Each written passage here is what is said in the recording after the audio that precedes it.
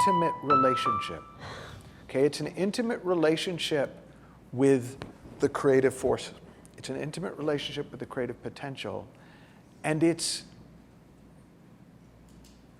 a casual relationship with your own psychology. But most people want to get intimate with their psychology and casual with the creative potential. Would you mind repeating the last Well, two sentences? I won't repeat it, but I'll try and explain what I mean by it.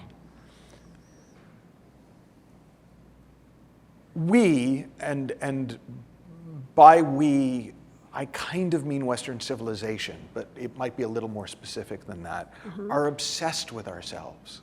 Like, we're so damn interested in our weirdness and our problems and our psychology and our childhoods and our whatever, that we are often intimate with our story. Well, your story's fuck all to do with whether or not you write. It's just your story. Everybody's got one, right? Most of us kind of like the idea that there's a creative potential, God, spirit thing, and think that's neat, and think about it every now and then. So that's what I mean by a casual relationship with the creative potential, but an intimate relationship with our own psychology, right? Your psychology, in my mind, is not your problem, okay? And I'm trying to be less crude than I want to be, and I might pull it off. I know it's hard for you. It is. It is. But I don't feel I know you guys well enough yet, so I'm going to be.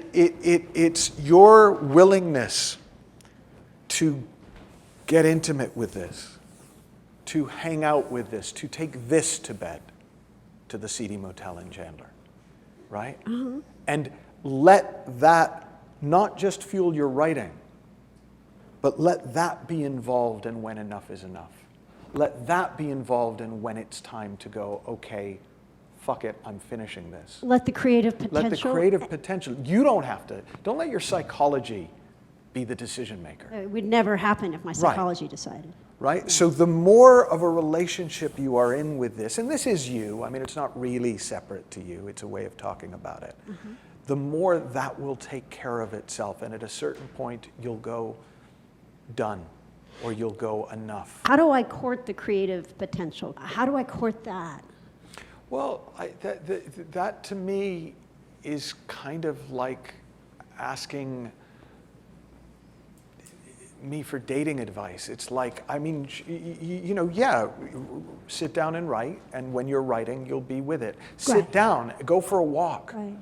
Right? Go for a walk. Because right now I'm terrified to date, I guess, is the problem. And then I start dating, and then I get married, and then I go, fuck it, and I, don't date for a long time. Yeah, but this is God. It's not some asshole with a Porsche, right? You're going to be okay.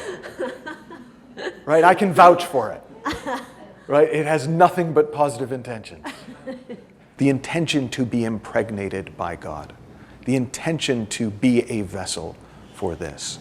And the intention to let your psychology come and go, as it will, along the way. The details will sort themselves out from that. If that's your intention, that will happen. And the details I can't tell you, because it hasn't happened yet. Thank you. That was really beautiful. Cool. So, this guy is more or less transparent at any given moment. Right? And when he's more transparent, God passes through smoother. There's a feeling of flow, of being written, of it coming through, of, you might call it bliss. And what comes out has a cleanness. Now, it will always be seasoned by this. Yeah. So what comes through you will be Ben flavored. Yes. Right? What comes through you will be Jeff flavored. Now, the more solid this thing gets, the harder it is for this to pass through, and the more Benny it gets, the more Jeffy it gets. And the thing about people is a little goes a long way. A little bit of Ben goes a long way. Too much Ben and you can't even taste the meat, right? And so is it possible to experience writing as blissful all the time? I wouldn't have thought so, because it isn't possible for this to stay transparent all the time. We don't work that way. We fill up, we go more opaque, less opaque, more open, less open. That's the movement of us. It's the ebb and flow of consciousness. But if you know that all that's happening when you're not experiencing it as bliss is there's more you in it, and that when there's less you again, it'll feel more flowy, you can work with a pretty wide range of you, right? You don't have to wait till you're completely out of the way. There comes a point where it's just too much you. There comes a point where it's just too much me.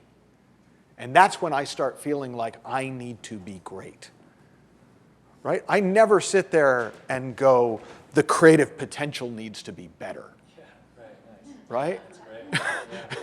So clearly that's me. And since I'm not the one that does my best work, that points me in a useful direction.